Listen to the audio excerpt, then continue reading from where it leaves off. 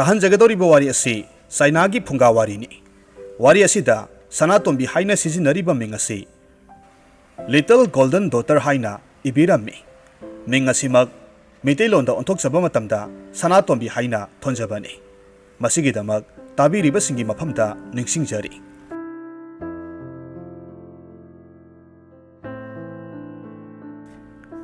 ꯃꯃꯥꯡꯉꯩ ꯃꯇꯝ ꯑꯃꯗ ꯆꯤꯅꯥꯒꯤ ꯈꯥ ꯊꯪꯕ ꯁꯔꯨꯛꯇ ꯍꯥꯟꯆꯧ ꯀꯧꯕ ꯁꯍꯔ ꯑꯃꯈꯛ ꯂꯩꯔꯝꯃꯤ꯫ ꯃꯐꯝ ꯑꯁꯤꯗ ꯃꯁꯤꯡ ꯌꯥꯝꯂꯕ ꯆꯥꯛꯅꯤꯕ ꯀꯌꯥꯒꯤꯁꯨ ꯄꯨꯟꯐꯝ ꯑꯣꯏꯔꯝꯃꯤ꯫ ꯆꯥꯛꯅꯤꯕꯁꯤꯡ ꯑꯁꯤꯒꯤ ꯃꯔꯛꯇꯒꯤ ꯈ꯭ꯋꯥꯏꯗꯒꯤ ꯃꯀꯣꯛ ꯑꯃ ꯈꯜꯂꯝꯃꯤ꯫ ꯑꯗꯨꯒ ꯁꯍꯔ ꯑꯁꯤꯗ ꯂꯩꯔꯤꯕ ꯆꯥꯛꯅꯤꯕꯁꯤꯡ ꯑꯁꯤꯒꯤ ꯌꯦꯡꯁꯤꯟꯕꯒꯤ ꯊꯕꯛ ꯇꯧꯔꯝꯃꯤ꯫ ꯆꯥꯛꯅꯤꯕ ꯃꯀꯣꯛ ꯑꯁꯤꯒꯤ ꯊꯕꯛꯇꯤ ꯀꯔꯝꯕ ꯆꯥꯛꯅꯤꯕꯁꯤꯡꯅ ꯑꯆꯠ ꯑꯋꯣꯛꯁꯤꯡꯗꯒꯤ ꯅꯤꯗꯨꯅ ꯂꯩꯕꯒꯦ ꯑꯃꯗꯤ ꯆꯥꯛꯅꯤꯕꯁꯤꯡ ꯑꯁꯤꯒꯤ ꯅꯣꯡꯃꯒꯤ ꯐꯪꯂꯛꯄ ꯄꯣꯠꯁꯤꯡꯗꯒꯤ ꯁꯔꯨꯛ ꯆꯥꯗ 10 ꯂꯧꯈꯠꯂꯝꯃꯤ꯫ ꯀꯔꯤꯒꯨꯝꯕ ꯎꯟ ꯇꯥꯕꯗꯒꯤ ꯅꯠꯇ꯭ꯔꯒꯅ ꯅꯣꯡ ꯇꯥꯕꯗꯒꯤ ꯆꯥꯛꯅꯤꯕ ꯆꯠꯄ ꯐꯔꯛ ꯇꯥꯕ ꯃꯇꯝꯗꯁꯨ ꯃꯈꯣꯏꯒꯤ ꯆꯥꯅ ꯊꯛꯅꯕ ꯋꯥꯠꯂꯤꯕ꯭ꯔꯥ ꯍꯥꯏꯅ ꯌꯦꯡꯁꯤꯜꯂꯝꯃꯤ꯫ ꯃꯈꯣꯏꯒꯤ ꯂꯨꯍꯣꯡꯕ ꯃꯤꯁꯤ ꯃꯤꯅꯥ ꯐꯥꯎꯕ ꯆꯥꯛꯅꯤꯕ ꯃꯀꯣꯛ ꯑꯁꯤꯅ ꯄꯥꯡꯊꯣꯛꯄꯤꯔꯝꯃꯤ꯫ ꯑꯗꯨꯒ ꯆꯥꯛꯅꯤꯕꯁꯤꯡ ꯑꯗꯨꯅꯁꯨ ꯃꯍꯥꯛꯅ ꯍꯥꯏꯔꯤꯕ ꯃꯈꯩ ꯌꯥꯔꯝꯃꯤ꯫ ꯆꯥꯛꯅꯤꯕ ꯅꯤꯡꯊꯧ ꯑꯁꯤꯒꯤ ꯃꯃꯤꯡ ꯖꯤꯟ ꯀꯧꯏ꯫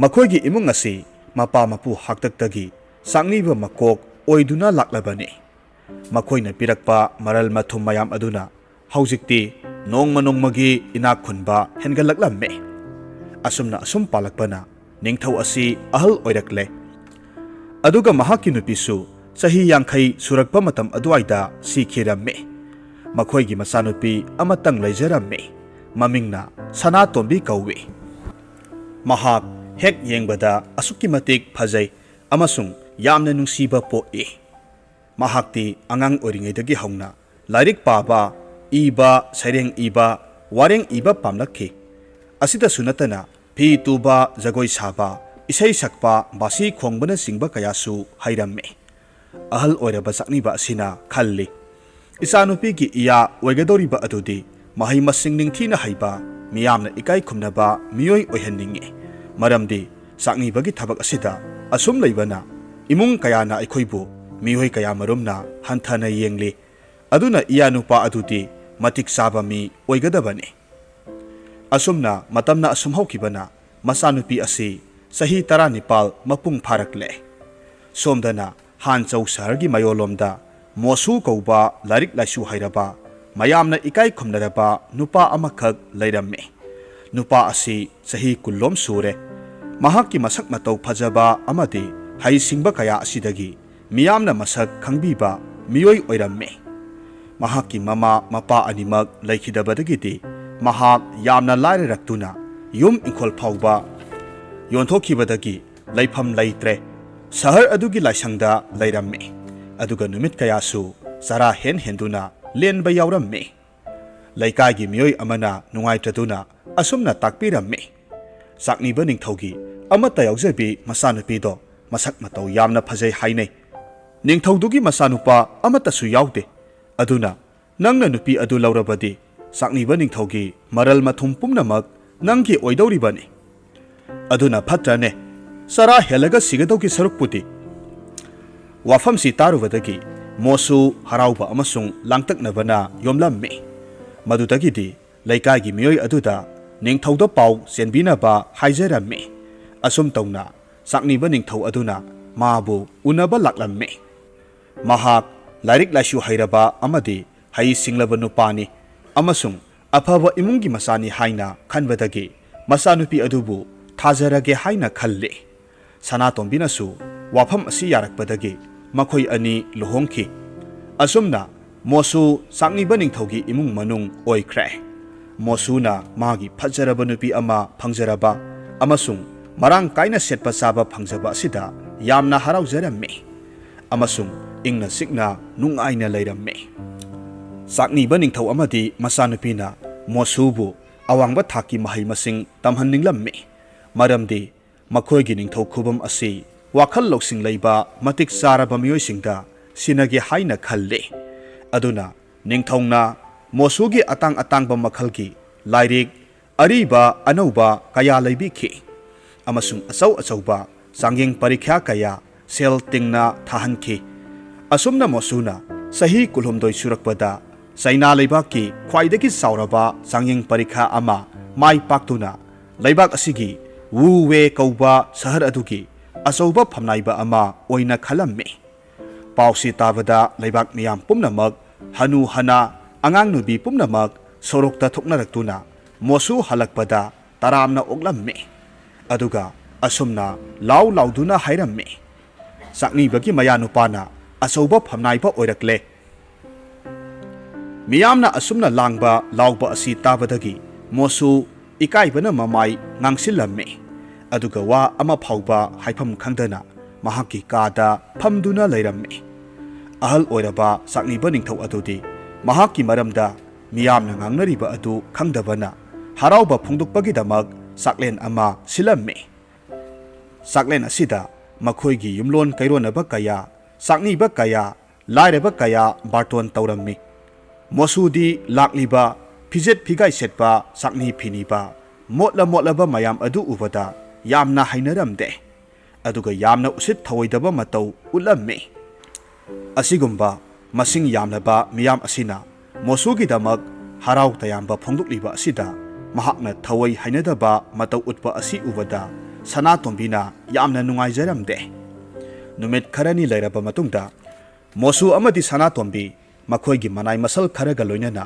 ꯂꯩꯕꯥꯛ ꯉꯥꯛꯂꯨꯅꯕꯒꯤꯗꯃꯛ ꯋꯨꯋꯦ ꯂꯩꯕꯥꯛ ꯇꯝꯅ ꯍꯤꯖꯥꯎ ꯇꯣꯡꯗꯨꯅ ꯂꯥꯛꯂꯝꯃꯤ꯫ ꯑꯁꯨꯝ ꯂꯥꯛꯄꯅ ꯅꯨꯃꯤꯠ ꯇꯥꯔꯛꯂꯦ꯫ ꯊꯥꯕꯜ ꯐꯔꯕ ꯑꯇꯤꯌꯥꯒꯤ ꯐꯖꯕ ꯑꯗꯨ ꯏꯁꯤꯡꯒꯤ ꯏꯃꯥꯏꯗ ꯇꯥꯕꯗꯨ ꯌꯦꯡꯂꯗꯨꯅ ꯃꯣꯁꯨꯅ ꯑꯁꯨꯝ ꯈꯜꯂꯝꯃꯤ, ꯃꯍꯥꯛꯀꯤ ꯃꯀꯨꯕꯣꯛ ꯑꯁꯤꯗꯤ ꯆꯥꯛꯅꯤꯕꯒꯤ ꯅꯤꯡꯊꯧꯅꯤ꯫ ꯃꯥꯒꯤ ꯃꯆꯥꯅꯨꯄꯤ ꯁꯅꯥꯇꯣꯝꯕꯤ ꯑꯁꯤ ꯌꯥꯝꯅ ꯍꯩꯊꯣꯏ ꯁꯤꯡꯊꯣꯏꯕꯤ ꯑꯣꯏꯔꯕꯁꯨ ꯑꯩꯈꯣꯏꯒꯤ ꯑꯉꯥꯡ ꯑꯃꯠꯇ ꯌꯥꯎꯗꯕꯁꯤꯅ ꯍꯦꯟꯅ ꯐꯔꯦ꯫ ꯃꯔꯝꯗꯤ ꯀꯔꯤꯒꯨꯝꯕ ꯑꯉꯥꯡ ꯑꯗꯨꯒꯤ ꯃꯔꯤ ꯃꯇꯥ ꯃꯆꯤꯜ ꯃꯅꯥꯎꯁꯤꯡ ꯑꯁꯤ ꯆꯥꯛꯅꯤꯕ ꯉꯥꯛꯇꯅꯤ ꯈꯪꯂꯛꯄꯗ ꯍꯌꯦꯡ ꯀꯅꯥ ꯑꯃꯠꯇꯅ ꯅꯨꯡꯁꯤꯕꯤꯔꯔꯣꯏ, ꯍꯟꯊꯅ ꯌꯦꯡꯕꯤꯔꯛꯀꯅꯤ꯫ ꯑꯁꯨꯝ ꯈꯜꯂꯝꯕꯗꯒꯤ ꯋꯥꯈꯜ ꯑꯃ ꯂꯥꯛꯇꯨꯅ ꯁꯅꯥꯇꯣꯝꯕꯤꯕꯨ ꯀꯧꯔꯨꯔꯒ ꯐꯖꯔꯕ ꯗ꯭ꯔꯤꯁ꯭ꯌ ꯑꯗꯨ ꯌꯦꯡꯃꯤꯟꯅꯔꯝꯃꯤ꯫ ꯇꯥꯟꯖꯥ ꯑꯗꯨꯗ ꯃꯣꯁꯨꯅ ꯀꯅꯥ ꯎꯗꯕꯒꯤ ꯇꯥꯟꯖꯥ ꯂꯧꯗꯨꯅ ꯁꯅꯥꯇꯣꯝꯕꯤꯕꯨ ꯍꯤ ꯑꯗꯨꯗꯒꯤ ꯏꯟꯊꯛꯈꯤꯔꯝꯃꯤ꯫ ꯑꯗꯨꯒ ꯃꯅꯥꯏ ꯃꯁꯜ ꯇꯥꯅꯅꯕ ꯄꯥꯈꯠꯄ ꯁꯥꯗꯨꯅ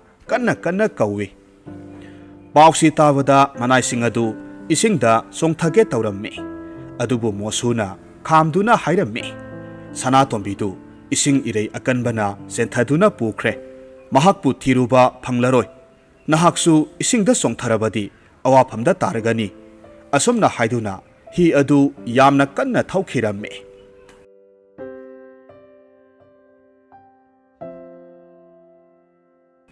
ꯂꯥꯏꯕꯛꯀꯤ ꯅꯣꯡꯗꯝ ꯀꯅꯥꯅ ꯍꯥꯏꯕ ꯉꯝꯅꯤ꯫ ꯁꯣꯝꯗꯅ ꯁꯥꯔꯍꯨ ꯀꯧꯕ ꯅꯨꯄꯥ ꯑꯃ ꯂꯩꯔꯝꯃꯤ꯫ ꯃꯍꯥꯛ ꯍꯤꯊꯥꯡꯐꯝ ꯑꯁꯤꯒꯤ ꯊꯧꯕꯨꯔꯦꯜ ꯑꯣꯏꯔꯝꯃꯤ꯫ ꯃꯍꯥꯛꯅ ꯃꯥꯒꯤ ꯅꯨꯄꯤꯒ ꯁꯃꯨꯗ꯭ꯔ ꯇꯣꯔꯕꯥꯟ ꯑꯗꯨꯗ ꯐꯖꯔꯕ ꯗ꯭ꯔꯤꯁ꯭ꯌ ꯑꯗꯨ ꯌꯦꯡꯗꯨꯅ ꯐꯝꯂꯤꯉꯩ ꯈꯪꯍꯧꯗꯅ ꯅꯨꯄꯤ ꯑꯃꯅ ꯀꯞꯄꯒꯤ ꯃꯈꯣꯜ ꯇꯥꯔꯛꯈꯤ꯫ ꯃꯤ ꯊꯥꯗꯨꯅ ꯌꯦꯡꯍꯜꯂꯨꯕ ꯃꯇꯝꯗꯗꯤ, ꯅꯨꯄꯤꯗꯨ ꯄꯨꯔꯛꯄ ꯃꯇꯝꯗꯗꯤ ꯅꯨꯄꯤ ꯑꯗꯨ ꯀꯅꯥ ꯑꯃꯠꯇ ꯑꯣꯏꯔꯝꯗ꯭ꯔꯦ, ꯁꯅꯥꯇꯣꯝꯕꯤ ꯑꯣꯏꯔꯝꯈꯤ꯫ ꯃꯣꯁꯨꯅ ꯍꯤꯗꯒꯤ ꯏꯟꯊꯔꯛꯇꯨꯅ ꯏꯁꯤꯡꯗ ꯍꯦꯛ ꯇꯥꯕꯒ ꯁꯅꯥꯇꯣꯝꯕꯤꯒꯤ ꯃꯈꯣꯡꯗ ꯀꯔꯤꯒꯨꯝꯕ ꯄꯣꯠꯁꯛ ꯑꯃꯅ ꯂꯧꯁꯤꯟꯈꯤ꯫ ꯃꯗꯨꯅ ꯃꯔꯝ ꯑꯣꯏꯔꯒ ꯁꯃꯨꯗ꯭ꯔꯒꯤ ꯏꯊꯠ ꯃꯔꯛꯇ ꯇꯥꯎꯊꯔꯛꯇꯨꯅ ꯇꯣꯔꯕꯥꯟ ꯑꯁꯤ ꯌꯧꯔꯛꯈꯤꯕꯅꯤ꯫ ꯑꯁꯨꯝꯅ ꯋꯥꯔꯤ ꯄꯨꯝꯅꯃꯛ ꯁꯥꯔꯍꯨꯗ ꯂꯤꯗꯨꯅ ꯀꯞꯂꯝꯃꯤ꯫ ꯁꯥꯔꯍꯨꯅ ꯊꯦꯝꯖꯤꯟꯕꯤꯔꯕ ꯃꯇꯨꯡꯗ ꯑꯁꯨꯝꯅ ꯍꯪꯉꯤ, ꯅꯨꯄꯤ ꯃꯆꯥ, ꯅꯍꯥꯛ ꯍꯧꯖꯤꯛ ꯀꯞꯄꯒꯤ ꯃꯇꯝ ꯅꯠꯇ꯭ꯔꯦ꯫ ꯅꯍꯥꯛꯅ ꯌꯥꯔꯕꯗꯤ ꯑꯩꯈꯣꯏꯒꯤ ꯏꯆꯥꯅꯨꯄꯤꯁꯦ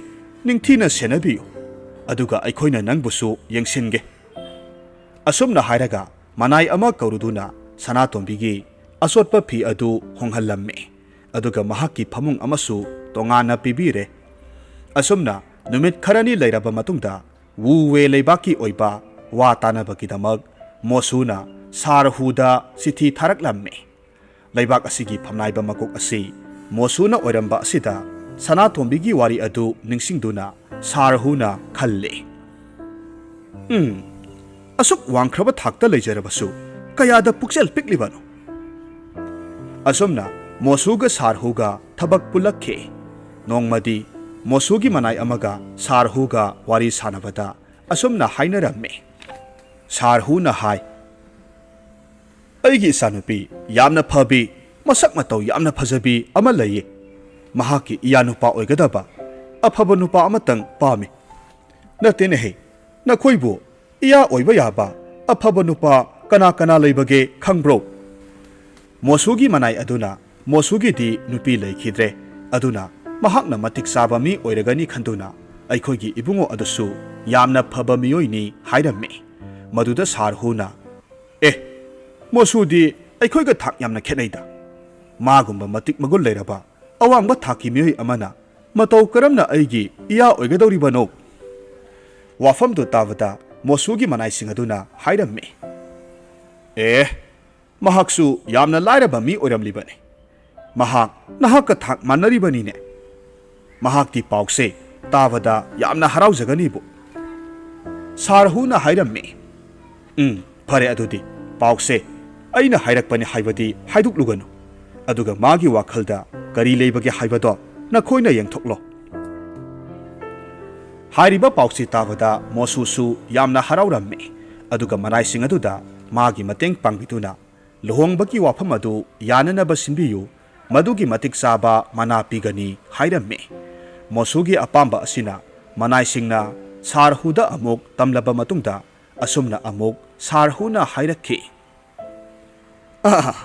kayada nungairaba asuk singlem khraba mahakna luhongbagi wafam ase harau harau yabirakpa ase adubu wafam amadi mangjongna mosuda khanghanningi haibadi aikhoigi isanupi asidi mamaga aigana luna sana yolakpanido khara keze aduga mosudi laibak asigi naha oiriba phamnaibanido masida karigumbada isanupida luna sana tawbibagi mahutta tathi tawoina tawbibagi pau taraklabadi mama mapa aikhoidi yengduna leiba ngamloi aduna wafamse hanana mangonda khanghlaga mana harau harau yabiraklabadi luhongba asi pangthuklase mosusu waram pumnamak taraba matungda luhongbagi khudol oina sarhugi masanupida pinanaba sana lupa amadi mamal yamlaba phi kaya puduna laklamme sarhuna mahaki nupi adubu sana tombiga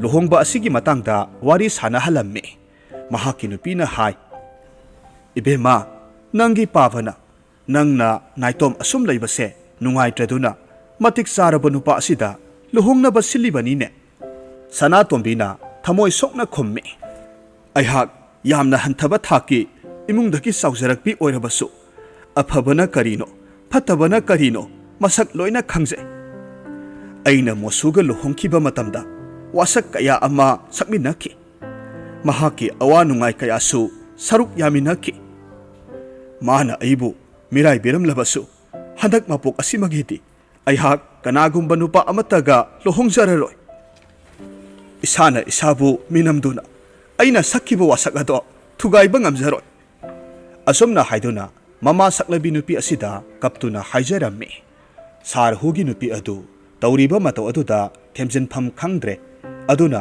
asengba waram pumnamak lithoklamme nangi pabanadi mosugi tamthiraba minungsi yaudraba lisat aduda yamna saukhibani nanga maga luhongnaba siliba asisu nangdi aikhoigi asengba isani haijilibani maramasinani mahakna harau harau yaraklibase adubune luhongba numitki numidangdagi nangna thabak khara pangthokadabani maduna mana tawjakhiba phattaba thabak adugi laman singlasi wafam asi tabadagi sanatombi mapi teithoklaga mahaki ayokpa mama mapabu thagatpa phongdoksai aduga luhongnabagi keba haukhiramme numit adugi numidang wairamda mosu phirol yamna nana selaga sagol ama tapna thauduna mahaki marup mapangsinga loinana luhongpham tamna laklamme sarhugi yum adusu ningthiraba laisu kayana thongal changphamdagi hauraga leiteng kaya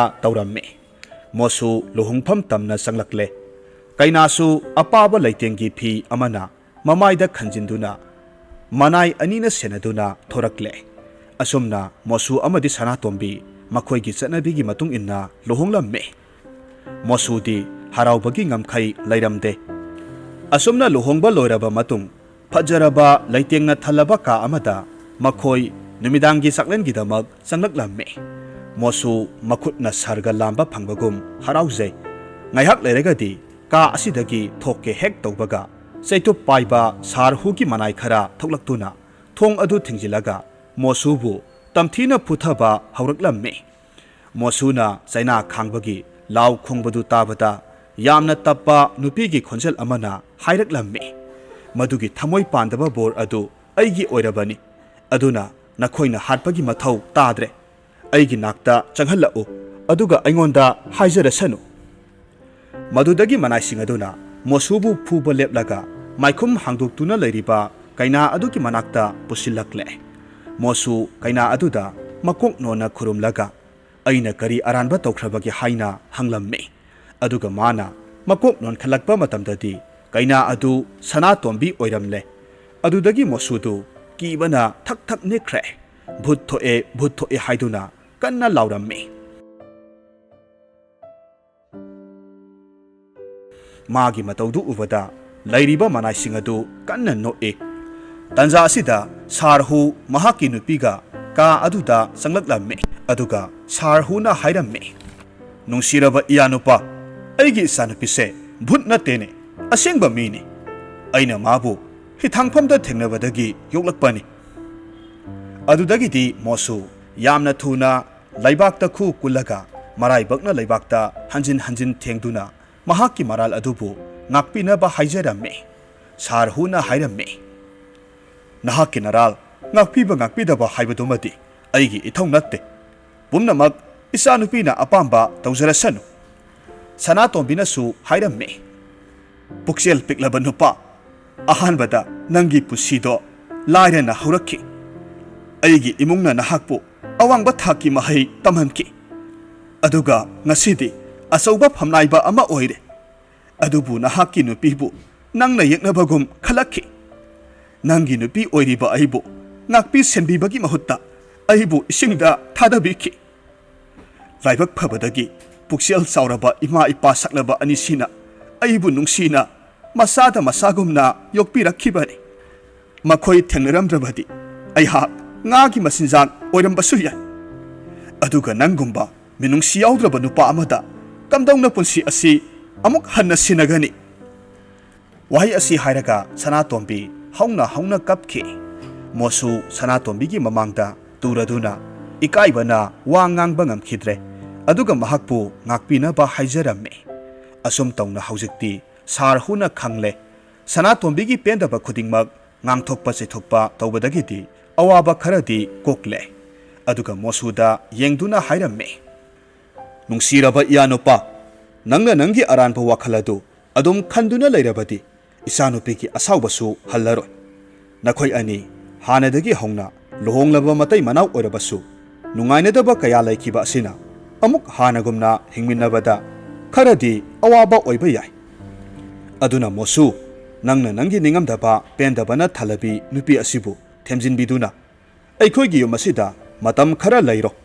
Nakhoi anigi marakta nungainadaba leiribado warawnadana aikhoina hotnarage. Wahaising asi hairamlaga sarhugi matai manau adu ka adudagi thokre. Asumna kainaruraba mosu amasung Sanatombi amuk yanaba puraktuna hanadagi hena nungsi sanana laiminaki. Mataw asumna sarhu amadi magi nupigi aroiba matam phawbada masada masagumna nungsi sanana laikhiramme. Wari asi nungaibiragadi like tawbiramo comment tawbiramo. Aduga channel asida nauna sangbirakpa oiragadi channel asibu subscribe tawbiramo. Haujik amuk taminarasi Binodini Phurai Latpamgi wari masa lambida.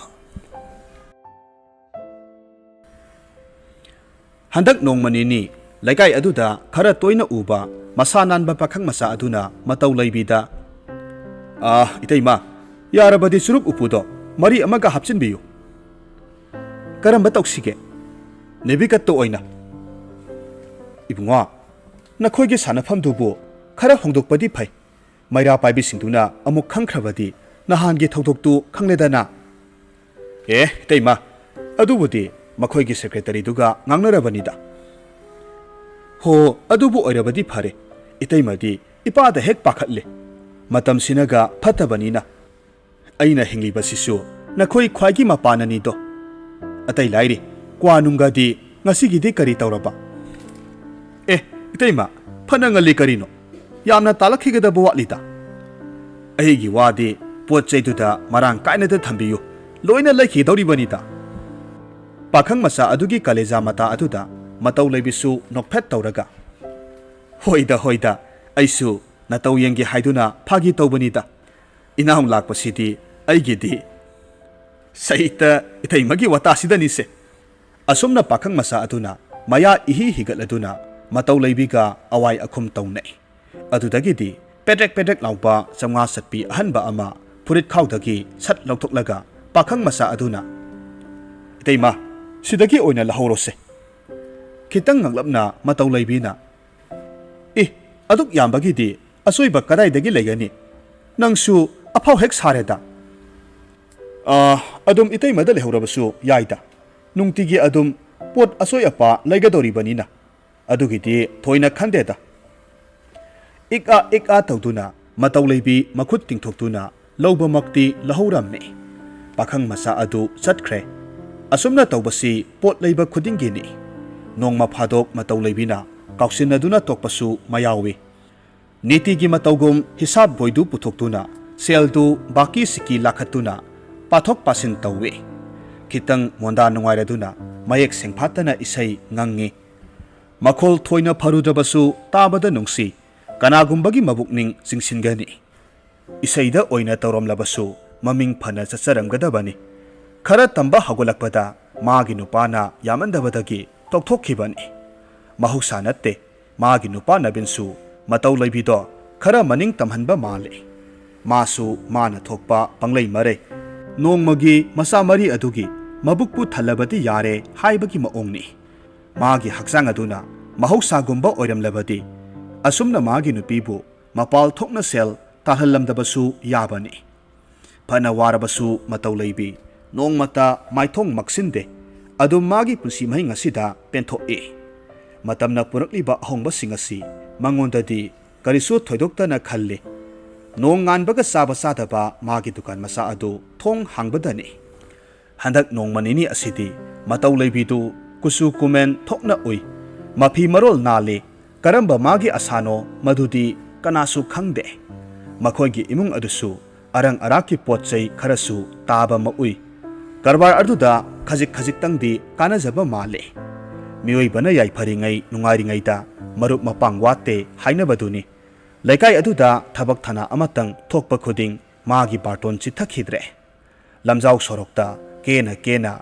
Sanalo Pasiduna Matau Leibi Satpa Maui Ahongba Magi Matau Aduda Kanagumbana Ngaktuna Mabu Yengna Haubasu Mayawi Tasengna Hangningi Nungai Ningdaba Ahauba Saningdaba Mioi Leibra Nungai Jasanu Masu Mini Haibi Badi Atangbani Nungtil Talakni Mi Khara Latle Laikai Nupi Amana Thagatpoi Kariboi Matau Leibida Ibima Nasana Naliba Narilna Paliba Nang Orembagi Nupase Mi Oina Hinglibani Khangdeda Ise Irai Bakta Tainaduna Pahing Mahingba Haibaduni Ise Su Aibu Pangtha Hek Thagatpire Kwase Matap Amataga Kadai Kwa Maru Amanidanga Helau Nangi Kwase Saru Rabadi Atagi ga Saruba Yabapot Natene Ise Su Hai Awi Bagini ne Laikai Sigi Pakang Sabi Pumna Magnasu Hainarabu Wapam Nine Ise Awi Bagirane Haima Nangondabu Pagi Toki Gadro Nupi du Satkre Matau Leibi Hena Asa Saukalak Bagum Inboy Yanboy Tauriba Sunidu Amuk Kara Semjin Sajin Jai Kara Maga Sakang Maikang Naraba Pakang Masa Adusu Tanja Aduda Daimadi Ngasidi Pura Sabi Masadu Mangaire Ontok Nabu Kara Pakat Boy Kari Boy Haima Aidi Kana Oil Boy Ningure Nangdina Han Makai Kadai the Salura Bage Tikagi Kariki Sing the Salubanida Natene Kayam Kuirabage Itai Maga Aiga Unadabasipo Kuibudi Kuidida Aduda Kaidoraba Nong Manini Udavada Aigi Posisu Hantare Pakang Masa Aduna Isi Sina Noklaga Itai Masi ꯂꯩꯁꯥꯔꯤꯉꯩꯗꯒ ꯊꯦꯡꯅꯖꯔꯝꯂꯕꯗꯤ ꯃꯇꯧ ꯂꯩꯕꯤ ꯄꯥꯈꯪ ꯃꯆꯥꯗꯨꯗꯒꯤ ꯑꯗꯨꯒꯨꯝꯕ ꯍꯦꯟꯖꯤꯟꯕ ꯋꯥꯍꯩꯗꯨ ꯑꯃꯨꯛꯇ ꯇꯥꯈꯤꯗ꯭ꯔꯤ ꯋꯥꯍꯩꯗꯨꯃꯛ ꯃꯉꯣꯟꯗꯗꯤ ꯏꯉꯛ ꯉꯛꯅ ꯊꯣꯛꯍꯜꯂꯤ ꯃꯤ ꯑꯇꯩ ꯇꯥꯔꯝꯒꯗ꯭ꯔꯥ ꯍꯥꯏꯕꯒꯤ ꯋꯥꯈꯜꯗ ꯃꯁꯥ ꯑꯗꯨ ꯏꯄꯥ ꯄꯥꯈꯠꯆꯩ ꯑꯗꯨꯒ ꯄꯥꯈꯪ ꯃꯆꯥ ꯑꯗꯨꯗꯤ ꯀꯔꯤꯁꯨ ꯊꯋꯥꯏ ꯋꯥꯑꯣꯏꯗꯕꯒꯤ ꯃꯑꯣꯡꯅꯤ ꯃꯑꯣꯡ ꯑꯗꯨꯗ ꯃꯇꯧ ꯂꯩꯕꯤ ꯁꯥꯎꯅꯤꯡꯕꯅ ꯃꯁꯥ ꯑꯗꯨ ꯂꯩꯐꯝ ꯆꯥꯐꯝ ꯈꯪꯍꯟꯗꯦ ꯉꯁꯤꯗꯤ ꯃꯇꯧ ꯂꯩꯕꯤꯗꯨ ꯌꯥꯍꯧ ꯈꯔ ꯊꯦꯡꯂꯞ ꯍꯧꯒꯠꯂꯤ ꯗꯨꯀꯥꯟ ꯊꯣꯛꯇꯦ ꯃꯆꯥꯁꯤꯡꯒ ꯂꯥꯎꯅꯗꯨꯅ ꯑꯗꯨꯝ ꯂꯩ ꯅꯕꯤꯟꯁꯨ ꯈꯔ ꯉꯛꯅ ꯐꯃꯨꯡꯗꯒꯤ ꯍꯥꯏ ꯅꯪꯕꯨ ꯊꯦꯡꯗ꯭ꯔꯤꯕꯔꯣ ꯃꯇꯧ ꯂꯩꯕꯤ ꯈꯨꯝꯗꯦ ꯇꯥꯔꯕꯁꯨ ꯇꯥꯁꯤꯟꯅꯗꯕꯒꯤ ꯃꯇꯧꯅꯤ ꯌꯥꯔꯛꯇ ꯉꯪꯂꯒ ꯅꯕꯤꯟꯅ ꯃꯈꯥ ꯇꯥꯊꯔꯛꯏ ꯍꯣꯔꯦꯜꯗꯤ ꯄꯣꯠꯁꯤꯠ ꯑꯃꯨꯛ ꯍꯟꯊꯗꯅꯅꯦ ꯍꯟꯗꯛꯇꯤ ꯃꯇꯧ ꯂꯩꯕꯤꯗꯨ ꯈꯣꯜꯂꯩ ꯆꯨꯝꯗꯅ ꯑꯩꯗꯤ ꯉꯁꯤꯗꯒꯤ ꯄꯥꯟ ꯗꯨꯀꯥꯟꯒ ꯑꯃꯠꯇ ꯐꯝꯂꯔꯣꯏ ꯅꯕꯤꯟ ꯇꯨꯃꯤꯟ ꯂꯩꯈꯤ ꯉꯥꯏꯍꯥꯛꯀꯤ ꯃꯇꯨꯡꯗ ꯃꯆꯥꯅꯨꯄꯥ ꯑꯇꯣꯟꯕꯗꯨ ꯄꯣꯗꯨꯅ ꯃꯁꯝ ꯃꯅꯥ ꯏꯐꯥ ꯐꯥꯅ ꯗꯨꯀꯥꯟꯒꯤ ꯁꯣꯗꯨ ꯄꯨꯔꯒ ꯃꯇꯧ ꯂꯩꯕꯤ ꯊꯣꯡꯒꯥꯂꯣꯝꯗ ꯍꯣꯕꯦ ꯍꯣꯕꯦ ꯊꯣꯛꯈꯤꯕ ꯑꯗꯨ ꯅꯕꯤꯟꯅ ꯉꯛꯅ ꯌꯦꯡꯍꯧꯏ ꯍꯧꯖꯤꯛ ꯑꯃꯨꯛ ꯇꯥꯃꯤꯟꯅꯔꯁꯤ ꯕꯤꯅꯣꯗꯤꯅꯤ ꯐꯨꯔꯥꯏꯂꯥꯠꯄꯝꯒꯤ ꯋꯥꯔꯤ ꯃꯆꯥ ꯑꯃꯝꯕꯁꯤꯗ ꯃꯈꯣꯡ ꯃꯈꯨꯠ ꯌꯥꯎꯔꯕ ꯁꯣꯕꯤꯇꯥꯒꯤ ꯃꯆꯥꯅꯨꯄꯥ ꯌꯥꯏꯃꯗꯨ ꯁꯦꯟꯅꯕꯗꯇ ꯃꯦꯝꯊꯣꯏꯕꯤꯒꯤ ꯃꯁꯥꯗꯨ ꯇꯞ ꯍꯦꯛ ꯇꯥꯏ ꯃꯗꯨ ꯈꯛꯇ ꯅꯠꯇꯦ ꯏꯃꯨꯡꯒꯤ ꯑꯇꯩ ꯑꯇꯩ ꯊꯕꯛꯁꯨꯅꯤ ꯇꯥꯟꯖꯥ ꯑꯗꯨꯗ ꯑꯉꯧꯕꯤꯁꯨ ꯐꯤ ꯃꯌꯣꯝ ꯑꯃ ꯁꯨꯗꯣꯛ ꯆꯥꯝꯊꯣꯛꯅꯕ ꯃꯉꯣꯟꯗ ꯀꯤꯠ ꯅꯝꯁꯤꯜꯂꯔꯩ ꯃꯃꯧ ꯅꯨꯄꯤꯗꯗꯤ ꯍꯥꯏꯗꯗꯨꯅ ꯃꯉꯣꯟꯗ ꯍꯥꯏꯔꯛꯄ ꯑꯗꯨꯗ ꯐꯅ ꯁꯥꯎꯅꯤꯡꯂꯕꯅꯤ ꯑꯉꯥꯡꯗꯨ ꯊꯝꯂꯒ ꯐꯤꯔꯣꯜꯗꯨ ꯁꯨꯗꯣꯛꯅꯕ ꯑꯃꯨꯛ ꯍꯣꯠꯅꯩ ꯉꯥꯏꯍꯥꯛꯇ ꯂꯦꯞꯄ ꯅꯠꯇꯦ ꯃꯥꯒꯤ ꯊꯕꯛ ꯃꯦꯝꯊꯣꯏꯕꯤ ꯌꯨꯝ ꯑꯁꯤꯒꯤ ꯀꯅꯥꯁꯨ ꯅꯠꯇꯦ ꯃꯃꯥ ꯃꯄꯥ ꯑꯅꯤꯃꯛ ꯂꯩꯈꯤꯗ꯭ꯔꯕ ꯃꯇꯨꯡꯗ ꯑꯉꯧꯕꯤꯅ ꯑꯊꯥꯞꯄ ꯈꯨꯡꯒꯪ ꯑꯃꯗꯒꯤ ꯃꯥꯕꯨ ꯄꯨꯔꯛꯇꯨꯅ ꯊꯝꯈꯤꯕꯅꯤ ꯁꯣꯕꯤꯇꯥꯅ ꯌꯨꯝ ꯑꯁꯤꯒꯤ ꯃꯧ ꯑꯣꯏꯅ ꯂꯥꯛꯇ꯭ꯔꯤꯉꯩꯒꯤ ꯋꯥꯅꯤ ꯐꯅ ꯌꯥꯝꯅ ꯑꯉꯥꯡ ꯑꯣꯏꯔꯤ ꯃꯇꯝ ꯑꯗꯨꯗ ꯍꯧꯖꯤꯛꯇꯤ ꯄꯨꯡꯀꯛ ꯆꯥꯎꯖꯔꯦ ꯃꯄꯣꯛ ꯃꯇꯥꯡꯒ ꯐꯕꯅꯤꯅ ꯃꯄꯨꯡ ꯐꯥꯔꯕꯤ ꯂꯩꯁꯥꯕꯤ ꯑꯃꯒꯨꯝ ꯂꯩ ꯁꯣꯕꯤꯇꯥꯒꯤ ꯃꯆꯥꯅꯨꯄꯥ ꯑꯅꯤꯃꯛ ꯃꯥꯒꯤ ꯃꯅꯝꯗ ꯆꯥꯎꯈꯤꯕ ꯉꯥꯛꯇꯅꯤ ꯏꯃꯨꯡꯒꯤ ꯃꯤꯑꯣꯏ ꯈꯨꯗꯤꯡꯃꯛꯅ ꯃꯥꯒꯤ ꯃꯕꯨꯛ ꯁꯦꯡꯖꯕꯗꯨꯗ ꯃꯤꯇꯣꯞꯀꯨꯝ ꯈꯟꯗꯦ ꯃꯥꯁꯨ ꯑꯗꯨꯝ ꯌꯨꯝꯁꯤꯒꯤ ꯃꯤꯑꯣꯏ ꯈꯨꯗꯤꯡꯃꯛꯀꯤ ꯌꯥꯅꯕꯗꯤ ꯆꯠꯆꯩ ꯉꯥꯏꯍꯥꯛ ꯁꯥꯎꯅꯤꯡꯂꯨꯔꯕꯁꯨ ꯑꯃꯨꯛ ꯈꯟꯊꯖꯩ ꯃꯐꯝꯁꯤ ꯃꯥꯒꯤꯗꯃꯛꯇꯗꯤ ꯁꯔꯒꯒꯨꯝꯕꯅꯤ ꯇꯧꯕꯇꯕꯨ ꯁꯣꯕꯤꯇꯥꯗꯗꯤ ꯈꯤꯇꯪ ꯍꯪꯒꯣꯏꯖꯅ ꯂꯣꯏꯅꯖꯩ ꯊꯣꯏꯆꯠꯅꯕ ꯁꯣꯕꯤꯇꯥꯒꯤ ꯃꯑꯣꯡ ꯑꯗꯨꯗꯅꯤ ꯁꯨꯃꯥꯡꯗ ꯃꯥꯔꯨꯇꯤ ꯀꯥꯔ ꯑꯉꯧꯕ ꯑꯃ ꯈꯥꯝꯗꯨꯅ ꯂꯩꯔꯝꯕ ꯑꯗꯨꯗ ꯁꯦꯈꯔ ꯂꯥꯛꯈ꯭ꯔꯦ ꯈꯪꯉꯤ ꯃꯦꯝꯊꯣꯏꯅ ꯈ꯭ꯋꯥꯏꯗꯒꯤ ꯍꯥꯏꯅꯤꯡꯗꯕꯁꯤ ꯌꯨꯝ ꯑꯁꯤꯗ ꯁꯦꯈꯔ ꯂꯥꯛꯄ ꯑꯁꯤꯅꯤ ꯁꯦꯈꯔ ꯁꯣꯕꯤꯇꯥꯒꯤ ꯃꯈꯨꯔꯥꯅ ꯄꯣꯛꯄ ꯃꯧꯄ꯭ꯋꯥꯅꯤ ꯄꯩꯁꯥ ꯅꯨꯡꯁꯥꯒꯤ ꯃꯔꯝ ꯑꯣꯏꯅ ꯇꯧꯏ ꯍꯟꯗꯛ ꯃꯔꯛ ꯁꯣꯕꯤꯇꯥꯒꯤ ꯅꯨꯄꯥ ꯑꯗꯨ ꯂꯪꯐꯩ ꯆꯠꯈ꯭ꯔꯤꯉꯩꯗ ꯈꯔꯁꯨ ꯇꯣꯏꯅ ꯂꯥꯛꯏ ꯃꯁꯥꯅ ꯑꯗꯨꯝ ꯇꯧꯖꯕ ꯌꯥꯔꯕꯁꯨ ꯑꯃꯨꯛ ꯁꯣꯕꯤꯇꯥꯅ ꯊꯧꯗꯥꯔꯛꯏ ꯃꯦꯝꯊꯣꯏ ꯆꯥ ꯒ꯭ꯂꯥꯁ ꯑꯃꯇꯪ ꯈꯔ ꯊꯨꯅ ꯁꯦꯝꯂꯛꯎꯁꯦ ꯑꯉꯥꯡꯗꯤ ꯆꯉꯥꯡꯗꯨ ꯑꯃꯨꯛ ꯂꯣꯟꯅꯅꯕ ꯊꯧꯔꯥꯡ ꯇꯧꯅ ꯇꯧꯅ ꯃꯆꯤꯟ ꯄꯣꯝꯊꯣꯛꯇꯨꯅ ꯃꯦꯝꯊꯣꯏꯅ ꯈꯨꯝꯃꯤ ꯏꯃꯥꯕꯣꯛꯅ ꯄꯨꯔꯝꯒꯅꯤꯌꯦ ꯉꯥꯏꯍꯥꯛ ꯀꯥꯟꯅꯔꯒ ꯃꯈꯥ ꯊꯪꯕꯔꯣꯝꯗ ꯏꯟꯊꯣꯛꯂꯤꯕ ꯀꯥꯁꯥꯡ ꯑꯗꯨꯗ ꯁꯦꯈꯔꯒ ꯃꯆꯦꯒ ꯋꯥꯔꯤ ꯁꯥꯟꯅꯕꯗꯨ ꯃꯌꯦꯛ ꯁꯦꯡꯐꯥꯠꯇꯅ ꯇꯥꯏ ꯃꯔꯛ ꯃꯔꯛꯇ ꯍꯧꯅ ꯍꯧꯅ ꯅꯣꯛꯂꯛꯄꯁꯨ ꯃꯌꯥꯎꯏ ꯃꯦꯝꯊꯣꯏꯕꯤ ꯂꯤꯠꯂꯤꯕ ꯐꯨꯔꯤꯠ ꯐꯤꯔꯣꯜ ꯑꯗꯨ ꯈꯔ ꯐꯕ ꯑꯃ ꯇꯟꯍꯣꯡ ꯍꯣꯡꯗꯣꯛꯂꯒ ꯃꯁꯝ ꯃꯅꯥ ꯑꯗꯨ ꯀꯥꯕꯛ ꯁꯥꯕꯛ ꯄꯨꯟꯁꯤꯜꯂꯒ ꯈꯤꯇꯪ ꯍꯪꯒꯣꯏꯔꯞ ꯇꯧꯅ ꯆꯥ ꯄꯤꯕ ꯆꯠꯂꯤ ꯆꯥꯒꯤ ꯇ꯭ꯔꯦꯗꯨ ꯇꯦꯕꯜ ꯑꯗꯨꯗ ꯃꯐꯝ ꯆꯥꯅ ꯊꯅꯝꯂꯒ ꯃꯤꯠꯆꯤꯅ ꯍꯟꯅ ꯐꯥꯎꯕ ꯌꯦꯡꯂꯝꯗꯅ ꯃꯦꯝꯊꯣꯏꯕꯤꯗꯨ ꯀꯥ ꯑꯗꯨꯗꯒꯤ ꯈꯣꯡꯂꯩ ꯊꯨꯅ ꯊꯥꯡꯗꯨꯅ ꯊꯣꯔꯛꯏ ꯑꯇꯩ ꯊꯣꯏꯗꯣꯛꯄꯒꯤꯗꯤ ꯅꯠꯇꯦ ꯁꯦꯈꯔꯒꯤ ꯃꯔꯝꯗ ꯍꯦꯛ ꯍꯦꯛ ꯁꯣꯕꯤꯇꯥꯅ ꯃꯉꯣꯟꯗ ꯐꯥꯒꯤꯑꯣꯏ ꯀꯔꯤꯑꯣꯏ ꯂꯛꯅꯩ ꯁꯦꯈꯔ ꯃꯌꯥꯡ ꯈꯔ ꯀꯪꯂꯕꯁꯨ ꯅꯨꯄꯥ ꯑꯃ ꯑꯣꯏꯅ ꯆꯤꯡ ꯂꯦꯝꯃꯤ ꯐꯖꯩ ꯃꯍꯩ ꯃꯁꯤꯡꯁꯨ ꯃꯄꯥꯟꯗ ꯇꯝꯂꯨꯕꯅꯤ ꯊꯕꯛꯇꯤ ꯇꯧꯗ꯭ꯔꯤ ꯊꯤꯀꯥ ꯑꯆꯧ ꯑꯆꯧꯕ ꯇꯧꯏ ꯃꯦꯝꯊꯣꯏꯕꯤꯁꯨ ꯈꯖꯤꯛꯇꯪ ꯈꯟꯖꯥꯅꯔꯛꯏ ꯁꯦꯈꯔꯅꯕꯨ ꯇꯁꯦꯡꯅ ꯃꯥꯕꯨ ꯈꯜꯂꯝꯒꯗ꯭ꯔꯅꯦ ꯃꯗꯨꯃꯛꯇꯤ ꯊꯥꯖꯕ ꯉꯝꯗꯦ ꯑꯗꯣꯝꯗ ꯍꯦꯟꯅ ꯑꯁꯥ ꯊꯝꯂꯨꯕꯁꯨ ꯃꯍꯥꯛ ꯄꯥꯝꯗꯦ ꯑꯁꯨꯝꯅ ꯆꯔꯥꯡꯅꯔꯝꯕ ꯃꯕꯨꯛꯅꯤꯡ ꯑꯗꯨ ꯐꯥꯊꯖꯔꯗꯨꯅ ꯏꯃꯨꯡ ꯃꯅꯨꯡꯒꯤ ꯀꯨꯞꯅꯣꯝ ꯑꯗꯨꯗ ꯍꯦꯟꯅ ꯃꯊ꯭ꯋꯥꯏ ꯍꯛꯆꯥꯡ ꯂꯨꯞꯁꯤꯜꯂꯤ ꯅꯣꯛꯃꯤ ꯅꯣꯛꯃꯤ ꯁꯣꯕꯤꯇꯥꯅ ꯍꯥꯏꯔꯛꯈꯤ ꯍꯣ ꯑꯗꯨꯃꯥꯏꯅ ꯈꯔ ꯈꯔ ꯀꯦꯅ ꯂꯩꯌꯨꯗꯅ ꯅꯁꯛ ꯅꯇꯧꯁꯨ ꯊꯤꯕ ꯅꯠꯇꯦ ꯃꯦꯝꯊꯣꯏꯕꯤ ꯁꯛꯐꯝ ꯍꯟꯖꯤꯜꯂꯤ ꯁꯦꯠꯂꯤꯕ ꯃꯐꯤ ꯃꯔꯣꯜꯗꯨ ꯌꯦꯡꯂꯒ ꯀꯦꯗꯦꯗ Sobitana makha tathara'i. Memthoi, nangbu sum aikuigi yumasida na punsido kemba yabadi nattene. Nangsu angang masamakti natrabanina. Naraibak ama lepsanaba sinbadi aikuigi su tokpham thokpane. Memthoi bhab tai. Mangonda asumna kanana haibigani. Khara ikairap tongna maru luktharaga. Inambemana khalibado yamna summi. Aduda aikoigumbabu kaya mawong sadababu. Haima, mawong sadaba haibabu karino. Nangnabu yarabadi karisu leiba wafam natte. Pumnamak aina phanaba singanine. Ngaihak tumin lainaruraga memthoibina. Inambema ai talida kananabu aibu. Haima, angau bisidi. Nangdi aigi isal nupigumbanine. Nanggumba gyan tabi. Ing tapi nupi masa amabu. Ipwagi ohining lubaginine. Manasu amuk toiba. Ayngondane. Sobitagi henjinba wahay aduda. Memthoibidu ipang pangthay. Nakoy na. Imaboka dadagadi kanghalabra. Makoy gidi karino. Kanghandaba karisu thoidokte. Kanana kangani. Nahaksu rani gumnangan thoiroba. Miyoy bagi maray bakse. Kanana bu haibang ambana tene. Amuksu memthoibi maithiba gummi. Sobitagi haisinglaba wahaywata aduda magi thamoibu tapna joy tawkibagum masa phawba khangjate. Ahingdu sanainabu wafam aduda mabu leita hankhide. Angaubi lairiba makhaidi phaido. Madu natrabadi mahakpu yum asida asum punsi chupa leiba haibasi. Ikui kuidana Sekhardu memthoibibu luhongki.